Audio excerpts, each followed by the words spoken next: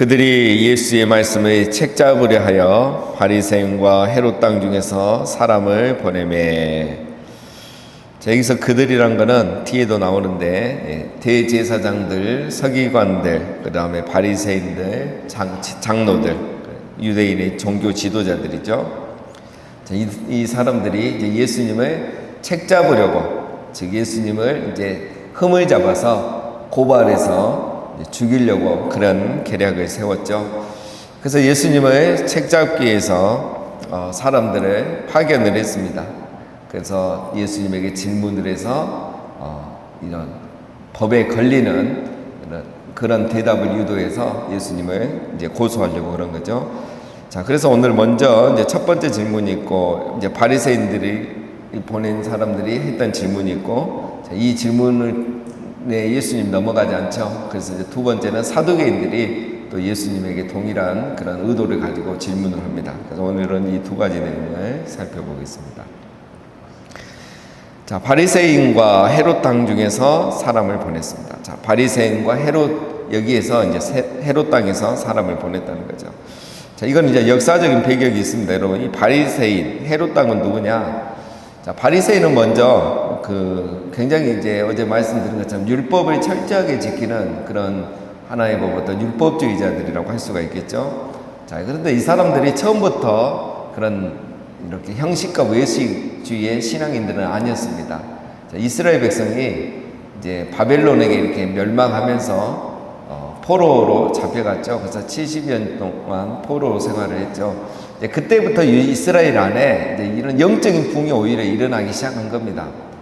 왜 우리가 멸망했는가? 그것도 이방인 나라에 왜 멸망하고 또 우리가 이렇게 이방 나라에 와서 살게 되는가? 이제 이게 자기들은 이해가 안 되는 거예요. 보통 나라들은 뭐 자존심이고 어떤 국가가 약하기 때문에 이제 이 정도 생각하겠지만 유대인들에게는 이제 이 사람들은 기본 선민 사상이 있고 신관이 있기 때문에 이게 이제 이해가 안 되고 용담이 안 되는 거죠. 하나님은 왜 이렇게 하셨을까? 이제 이거죠. 그래서 바리새인들이 이제 질문을 던지고 찾은 답이 우리가 하나님의 말씀에 순종하지 않았기 때문이다. 이제 그걸 깨달은 거예요. 그래서 이때부터 그럼 우리가 하나님 말씀을 어떻게 순종하고 살 건가? 그래서 이제 이참에 성전이 없어졌기 때문에 이제 포로로 또 잡혀갔기 때문에 그곳에서 이제 회당을 세우는 거죠. 그래서 이제 그때부터 성전 중심, 제사 중심에서 회당 중심, 말씀 중심으로 신앙생활이 바뀌는 거예요. 그래서 옛날에는 제사 드리고 끝났는데 이제는 성경을 읽고 그걸 가지고 토론을 하고 이제 말씀을 이제 깨닫기 시작하는 거죠. 그러면서 이제 613개의 규례가 만들어지는 거고 그 말씀을 이제 철저히 지키면서 살려고 했던 사람들은 누구냐? 바리새인들이에요. 그러니까 처음 시도는 굉장히 좋았고 옳았습니다. 자, 그게 이제 시간이 지나면서 이제 퇴색하고 형식과 외식만 남게 된 거죠. 자, 그래서 이 사람들은 율법을 강조했고 율법을 강조하니까 11조를 굉장히 강조합니다. 그래서 나중에 보면 자기들은 11조도 철저히 하고 뭐 금식도 하고 있다 이렇게 얘기를 하잖아요. 이제 이 사람들이 반대했던 건 뭐냐면 이제 세금입니다. 바리새인은 어떻게 보면 이제 민족주의자죠. 그렇기 때문에 로마에 세금을 바치는 것은 이것은 하나님을 부정하는 거다. 신앙을 버리는 거다. 이렇게 해서 세금을 반대했었습니다. 자, 반면에 헤롯 왕은 누구냐면 이 헤롯 왕은 이제 로마에 이렇게 그러니까 돈을 주고 권력을 산 거죠. 그래서 이 헤롯 땅이란 거는 이제 친로마 세력이라고 보시면 됩니다. 이 헤롯 땅을 지지하는 세력이 있죠. 그 당시 이제 가장 높은 대제사장들, 이들도 권력을 가져야 되기 때문에 그렇게 했고, 그 다음에 사두개인들, 자, 이 사람들이 다 헤롯 땅입니다.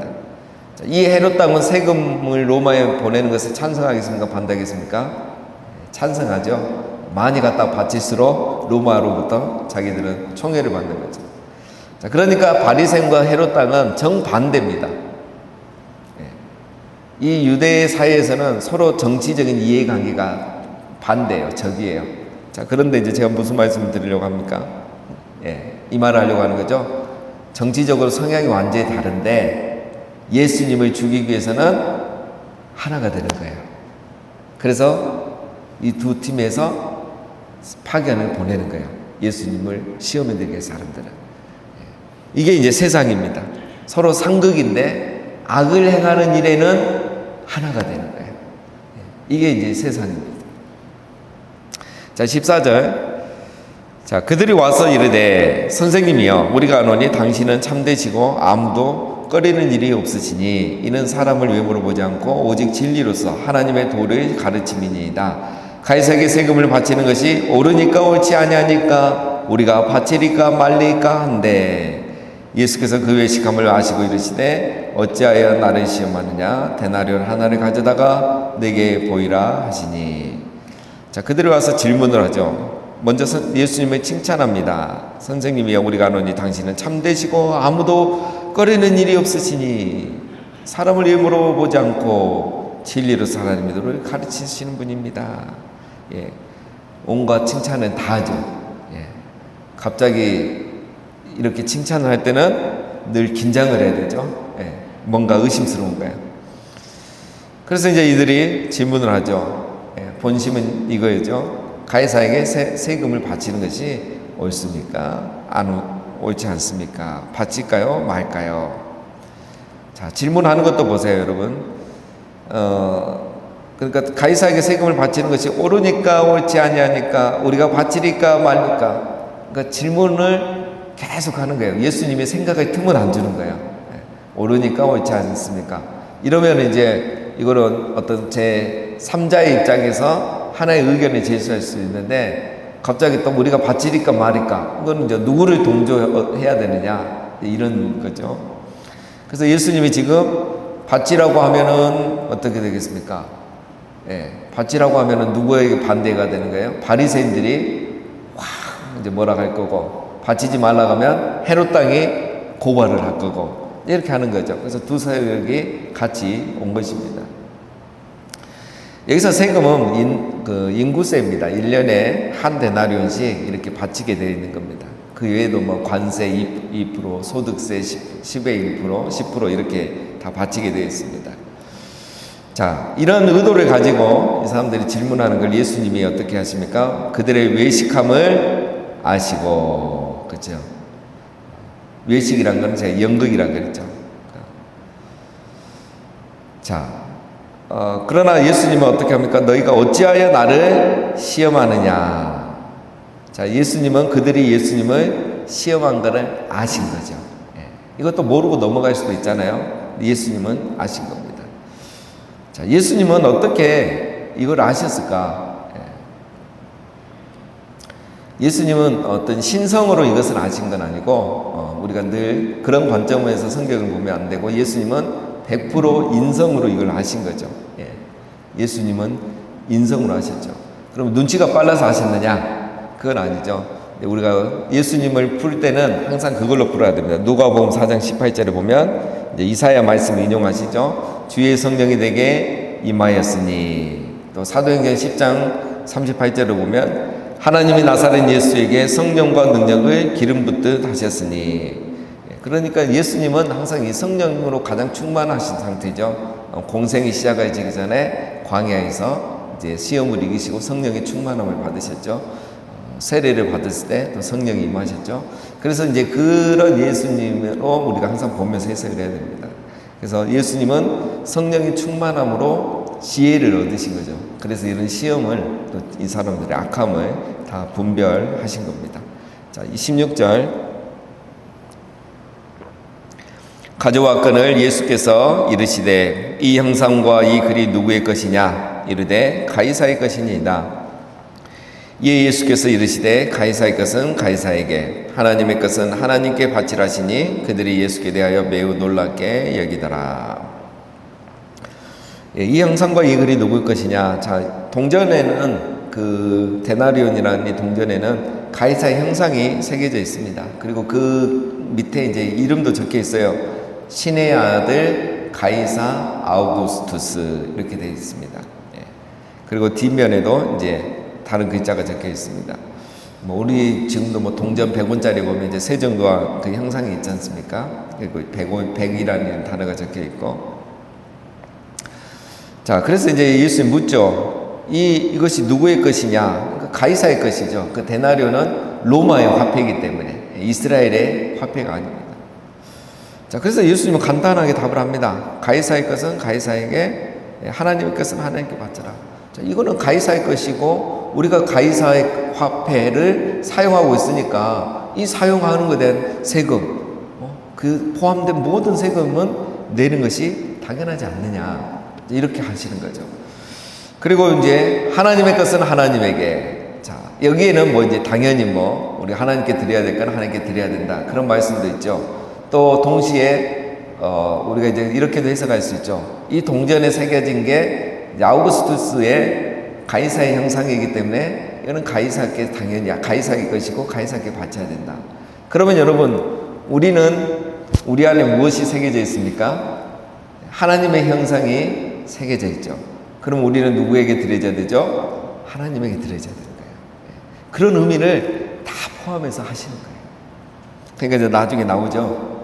사람들이 놀라게 되는 겁니다. 여러분, 왜 가이사에게 세금을 바치는 것을 이렇게 반대하고 또 이것을 굉장히 어떤 하나님과 연관시켜서 신앙을 저버리는 것으로 이렇게 생각했을까요? 이 유대인들 안에 많은 사람들이 이런 생각을 하죠. 물론 이제 로마의 지배를 받으면서 세금 내는 것 자체는 아깝죠. 힘들고. 자, 그러나 이거는 이제 신앙적으로 해석해서 가이사에게 세금을 내는 것은 하나님을 배신하는 거다. 우리 유대교를 저버리는 것이다. 이렇게 접근하는 것은 또 다른 문제입니다. 자, 이런 문제를 신앙으로 접근해서 그래서 세금을 내면 안 된다, 이렇게 말한 것은 이원론적인 세계관 때문에 그런 겁니다. 그래서 우리가 생각보다 이런 이원론적인 세계관을 가지고 접근하는 것들이 많은 거죠. 지금은 어떤 그런 정치적인 상황에서 또 사회적인 상황에서는 세금을 내는 게 옳죠. 그런데 이걸 가지고 신앙으로 접근해서 내면 안 된다, 이거는 또 이원론적인 사상입니다. 그래서 우리가 항상 이런 이원론적인 세계관을 조심해야 되는 거죠. 지금 이제 예를 들면 우리가 알고 있죠. 지금 이 상황은 하나님, 그 로마가 이렇게 이스라엘을 지배하는 거지만 하나님의 큰 그림에서는 이걸 허락하신 거잖아요. 우리가 다니엘서를 살펴봤지만 이 로마는 이제 그 철의 나라잖아요. 철의 나라, 종아리, 철로 된 종아리. 그래서 하나님께서 다니엘, 그 느부갓네살이 봤던 큰 신상에 보면은 종아리가 철로 됐고, 이제 이 다음에 이제 철과 흙이 섞인 이제 10개의 발가락이 나오죠. 독립국 시대, 이런 열왕 시대가 시작되는 거죠. 그래서 이건 하나님께서 허락하신 어떤 역사의 한 순간순간들입니다. 그래서 이런 큰 그림들을 보면 이게 신앙 때문에 세금을 내지 말아야 된다, 이런 말도 안 되는 소리를 할 수가 없는 거죠. 자, 그것은 이들의 이율론 때문에 그렇습니다. 자, 어쨌든 이제 우리가 이 본문은 잘 알고 있는 내용인데, 자, 마지막 결론은 뭐죠? 이렇게 대답하니까 17절 마지막에 보면 그들이 예수께 대하여 매우 놀랍게 여기더라. 자, 예수님이 너무 쉬운 대답을 했는데 가이사의 것은 가이사에게, 하나님의 것은 하나님에게. 자, 근데 이 사람들이 왜 이렇게 놀랍니까? 이 세금 문제 가지고 이들이 100년 동안 싸웠거든요. 100년을 넘게 싸운 거예요. 그래서 이거를 그냥 이렇게 쉽게 정치적, 역사적, 사회적 상황으로 해결하면 되는데, 여기에 이제 신앙의 세계관을 적용하니까 정리가 안 되는 거예요. 그래서 바리새인은 내면 안 된다 하고, 그러나 헤롯 당과 사두개인들은 내도 된다 하니까 이게 정리가 안 됐는데, 예수님이 한 방에 정리를 해주는 거예요. 아무도 이렇게 성경을 해석해 준 사람 없었어요. 그래서 노는 겁니다. 예수님의 그 지혜. 그럼 두 번째는 예수님이 그 지혜로 이번 첫 번째 시험을 이겨내신 거예요.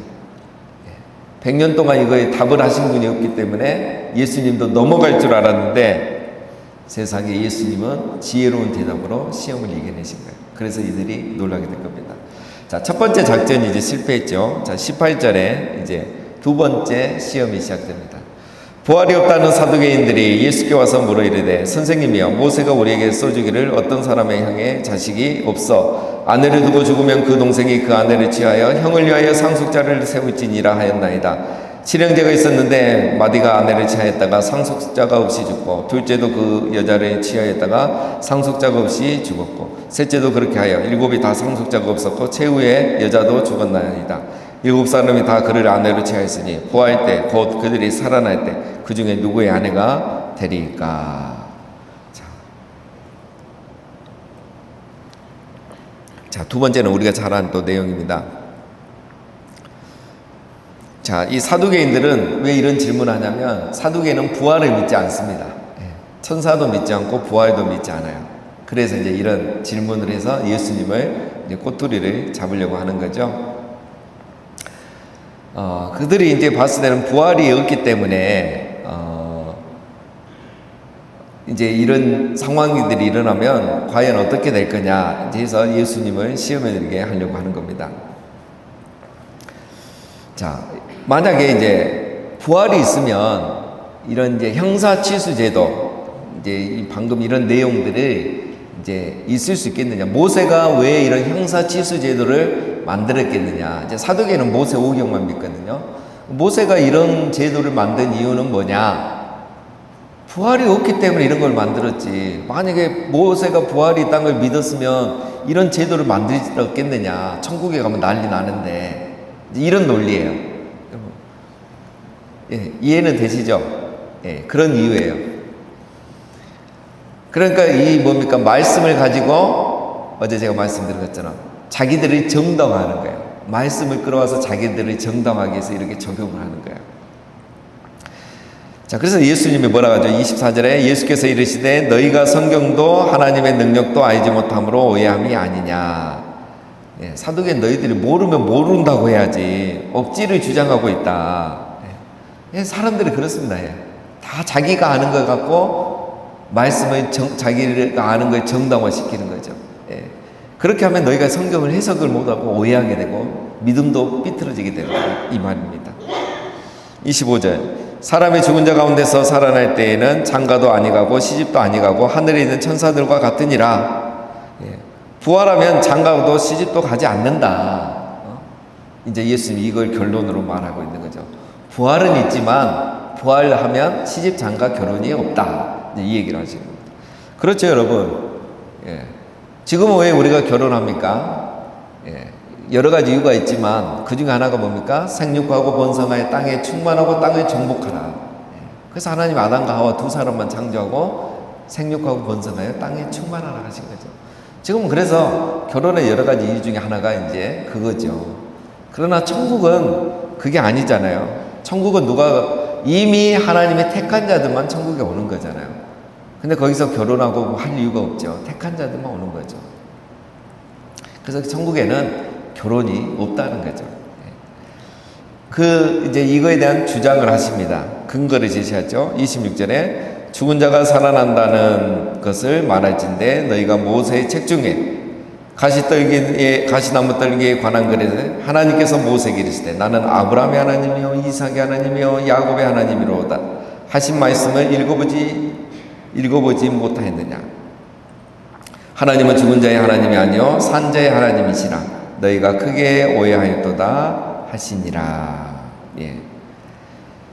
죽은 자가 살아난다는 것을 말할진데 이거는 모세 오경을 두고 말하는 거죠. 사두개인이 모세 오경만 믿는다 했잖아요. 그래서 예수님이 모세 오경을 인용해서 이제 하는 겁니다. 출애굽기 말씀은 너희들이 얼마나 말씀을 가지고 너희들의 틀린 이야기를 정당화시키고 있는지 근거를 제시하죠. 그게 바로 출애굽기에 나오는 모세가 하나님께 들은 말씀이죠. 나는 아브라함의 하나님이요 이삭의 하나님이요 야곱의 하나님이요. 자, 이게 이제 우리에게는 이렇게 아주 깊이 있게 다가오지 않습니다. 우리 한글의 특성상. 그런데 이건 이제 헬라어로 보면 이게 현재형으로 기록이 됐습니다. 현재형으로. 예.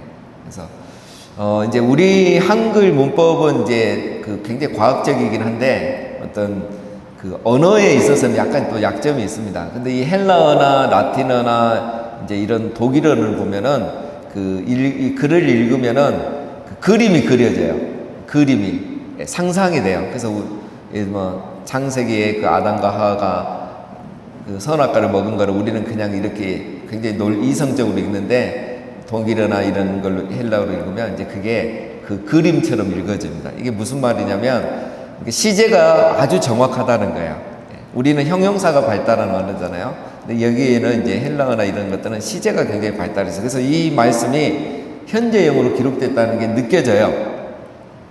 그래서 여러분 이런 헬라어는 보면은 무슨 일이 동사 하나만 가지고도 이게 남자인지 여자인지 그리고 이 사람이 피해를 입어서 죽었는지 스스로 죽었는지 뭐 이런 게 다 나타나요. 지금 죽었는지 과거에 죽었는지 미래에 죽을 것인지 이런 동사 하나만 해도 그걸 다 보여줘요. 그러니까 굉장히 또 장점이 많은 언어죠.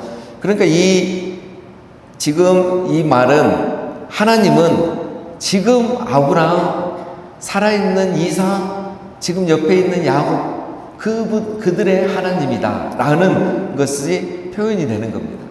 나는 아브라함의 하나님이었다. 이러면 이제 그 당시 죽은 아브라함의 하나님이잖아요. 근데 그렇지 않고 지금 살아있는 아브라함과 이삭과 야곱의 하나님이다 라고 말하지 않았느냐. 모세 시대에 그렇게 말씀하셨는데 아브라함, 이삭, 야곱이 죽은 지는 벌써 400년, 500년이 넘었잖아요.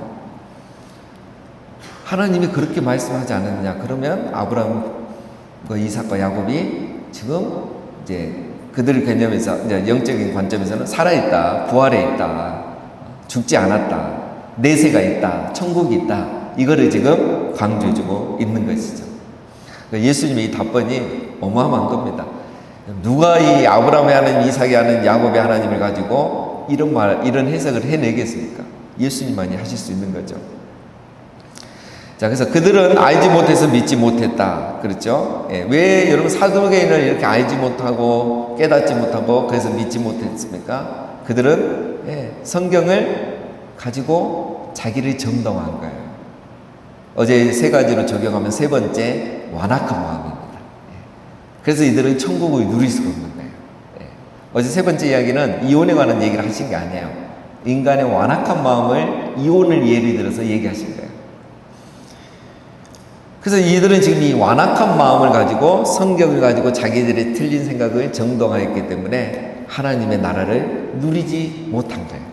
천국에서 지극히 작은 자라고 일컬음도 받지 못하는 겁니다. 자, 그래서 그러나 우리 예수님은 어떻게 이 말씀을 가지고 이렇게 적용을 하실 수 있을까? 놀랍지 않습니까? 그건 똑같습니다. 앞에서 뭐 설명한 것처럼. 그는 예수님에게는 성령의 기름 부으심이 있었기 때문인 거야. 그래서 예수님은 말씀을 깨닫는 거죠. 오늘 우리가 불렀던 찬양 있죠. 성령에 감화받아서 하나님 말씀 배우니 그 말씀 한 절 한 절이 내 마음에 교훈 되도다. 성령의 감화를 받으신 거죠. 그래서 여러분 똑같은 말씀을 듣고 똑같은 성경을 읽어도 성령의 기름 부음과 감화, 감동을 받은 사람은 성령의 감동으로 기록된 말씀을 깨닫게 되고 은혜를 받게 되고 이 말씀을 가지고 시험을 이겨내는 것입니다. 오늘 하루도 우리가 성령의 충만함을 받아서 우리 예수님처럼 말씀을 깨닫고 은혜를 받고 시험이 올 때에 말씀으로 시험을 이겨내시는 우리 모두가 되시기를 주님의 이름으로 축원드립니다. 우리 함께